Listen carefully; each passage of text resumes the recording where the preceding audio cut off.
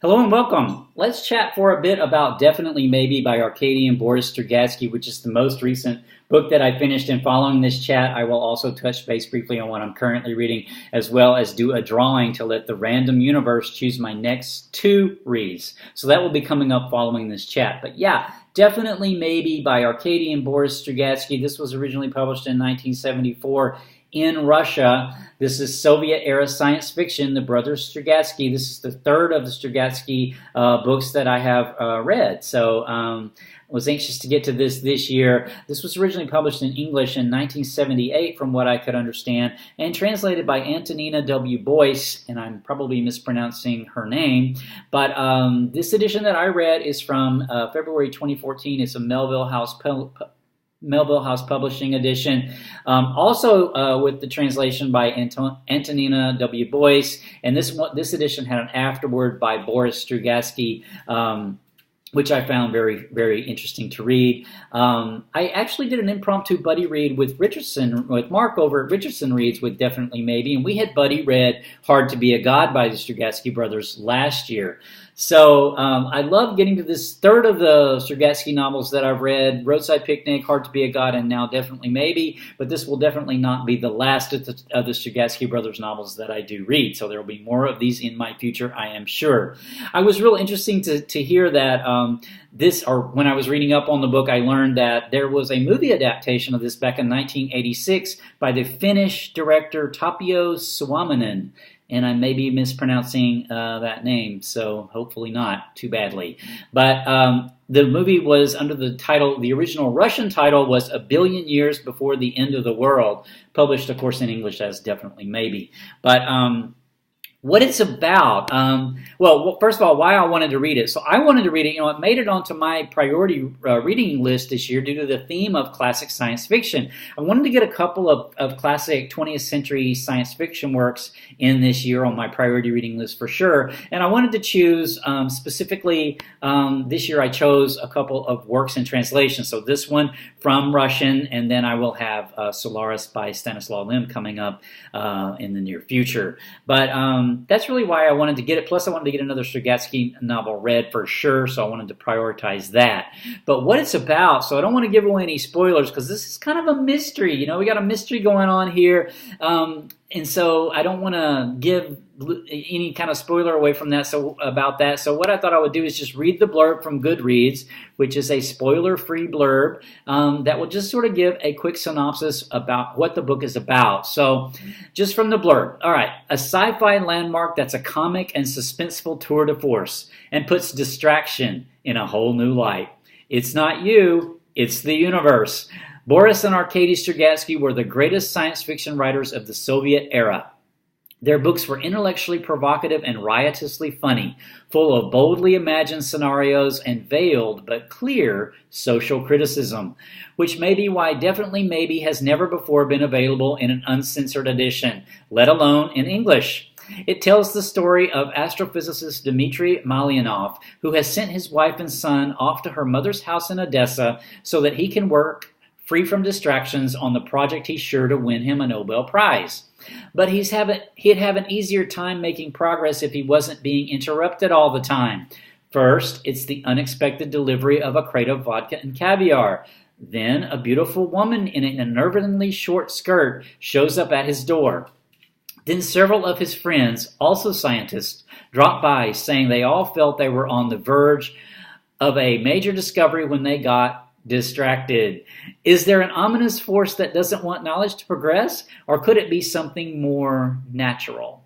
In this nail-bitingly suspenseful book, the Strugatsky brothers bravely and brilliantly question authority, an authority that starts with crates of vodka but has lightning bolts in store for humans who refuse to be cowed.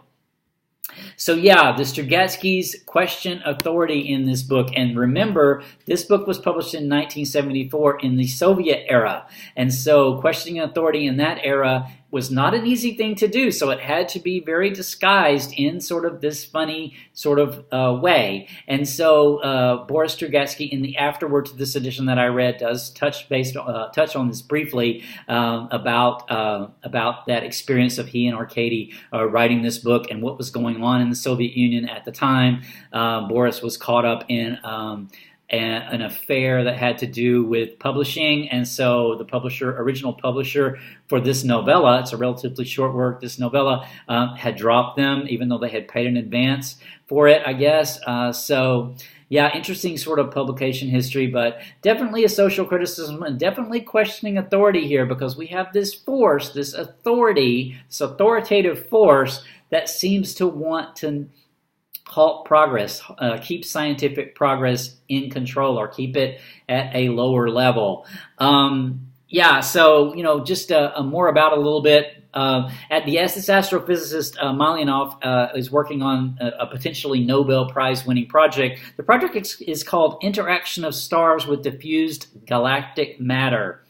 And so it's, he's working on this scientific project, and he has some other friends that are also working on different things, different sort of aspects of science, and one a social commentary, and they start running into the same things. And so this little novella sort of takes us as it dawns on them that there's something going on that seems to prevent them from working.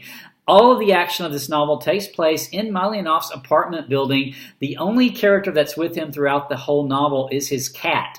The cat is an ever-present sort of character in the novel that is a character unto themselves. So I love that part about the cat's appearances and what the cat was doing. It was just so funny in parts, really. Yeah, but his friends. So he has some of his very old friends. This one passage from the book really reminded me of one of my old friends, and left me sort of scratching my head about what might have been what might have happened to me if I wasn't quite so distracted. I'll just read this quote real quick. He says, "I've known that big-faced lug for a quarter century, and not just any century, but the 20th. So he's talking about his friend Weingarten. "I'd seen all kinds of Weingartens. Weingarten in love, Weingarten the hunter, Weingarten the coarse oaf, and Weingarten wiped out. But this was a Weingarten I'd never seen, a frightened Weingarten." So when I read that, it reminded me of an old friend of mine that I had from college, Albert. And, so Albert's seen me through lots of periods in my life. So he's seen me in lots of different versions of the me that you all see here on this video. He's seen me through all of the different stages that I've gone through. And I've seen him likewise, And so it really made me think of that. And then our story, how I met Albert, was actually in Western civilization. When I was taking Western civilization in college, I was at this small liberal arts college, and Albert and I lived in the same dorm. We walked to this class. It was in the late afternoon. We walked to this class, but we didn't talk. So I would always see him walking. He would either be slightly ahead of me, or or slightly behind me. And then I was sitting in Western civilization. This was 1980. So I was reading. I was actually, instead of paying attention to the class, I was actually writing out I was trying to figure out the lyrics to Rapture by Blondie, if you remember that song. And so Albert sees this because he sees me taking notes. Looks like I'm taking notes, but I'm actually writing out the lyrics to Rapture. And so leaving class that day, he was like trying to help me figure out the lyrics to Rapture. And that's how we became friends, and we've been friends ever since. So I wonder, though, if I hadn't been distracted by Blondie, by trying to do these lyrics, would I have been a better student? Would I have actually hit an epiphany and taken a whole different direction in my life? Was the universe, what force was it that was putting this lyrics in front of me to make me want to focus on that instead of focusing on Western civilization in class? So I thought that was kind of fun.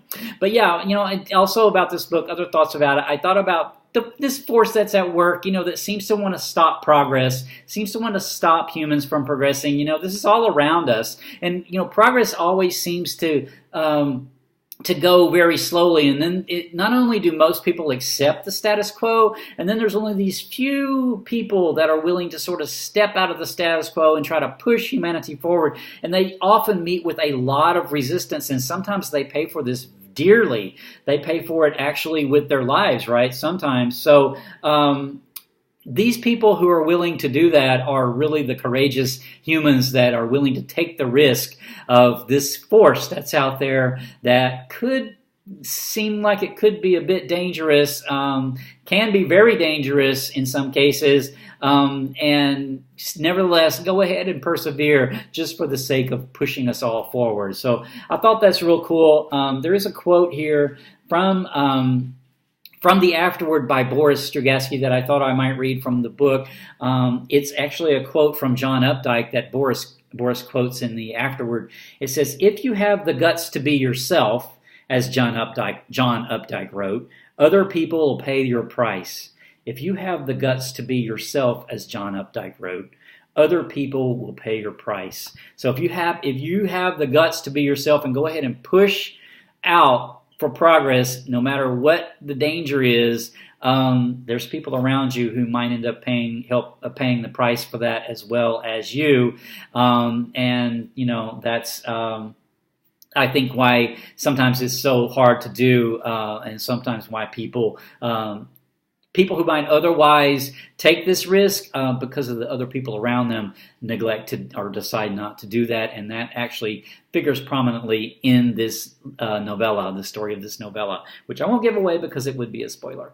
So yeah, I think I'll leave the chat with that. I loved this one. This one was funnier, I think, than the other two that I've read. They all sort of have all three of these have had a sort of a humor to them, but this one to me by far has been the most humorous. I will have definitely more of the Strugatsky brothers in my future. I'm not sure which one I'm going to read next, but there will be one at some point. So what I'm currently reading, I have actually already finished The Last Temptation of Christ by Nikos Kazantzakis. I will have a chat coming up on that fairly soon. What I want to do, I want to see the Scorsese movie adaptation from 1988, I think it was. I want to see the movie adaptation again before I do the chat. So I'm hoping to get to that today.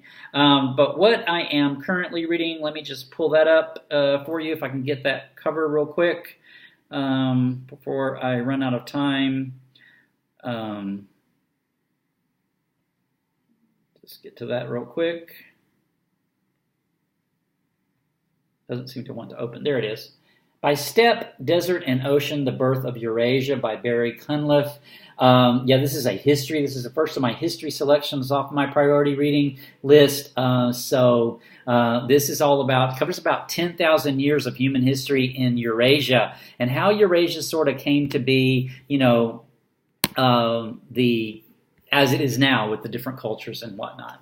So I've got a lot of travel. I've got some more travel coming up this week for work. I'm going to be in Los Angeles heading out on Tuesday. I will be there all week. So that will be a lot of air time, a lot of plane time, a lot of travel time there. So I'm going to go ahead and choose my next two books so that I can have a couple of extra books on hand in case I finish one. So the first one, my next read after by Steppe, Desert and Ocean is going to be Sapiens by Yuval Noah Harari. So there it is, A Brief History of Humankind. I'd actually meant to get to this last year and ran out of time. So I'm super glad to get to this. So glad this came up. I read Homo Deus last year by Yuval Noah Harari, and I loved it. So yeah, A Brief History of Humankind, Sapiens. This is I think a history of our species, so that should be good. And then following Sapiens, let me go ahead and do the next one. It is going to be For 2,000 Years. For 2,000 Years. Let me see if I can get that cover quickly. This is 2,000 years. There it is. There it is. For 2,000 Years. This is by Mihail, Sebastian. Let me just pull up the blurb real quick. That might be a better way of telling what it's about. This is published originally. I remember this was originally published in 1934. It tells the story of a Jewish student who is experiencing, you know, the rise of the anti-Semitism of that period. It says, absolutely definitively alone, a young Jewish student in Romania tries to make sense of a world that has decided he doesn't belong. Spending his days walking the streets and his nights drinking and gambling, meeting revolutionaries, zealots, lovers, and libertines, he adjusts his eyes to the darkness that falls over Europe and threatens to destroy him.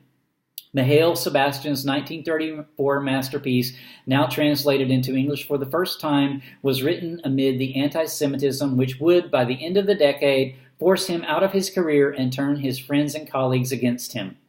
For 2,000 years is a prescient, heart-wrenching chronicle of resilience and despair, broken layers of memory, and the terrible forces of history. So yeah, this fell under my priority reading theme of identity, because the character, the young person in this novel, struggles with his Jewish identity and suddenly finding himself othered, So anyway, I'm out of time, so I will stop the chat with that. Until next time, take care.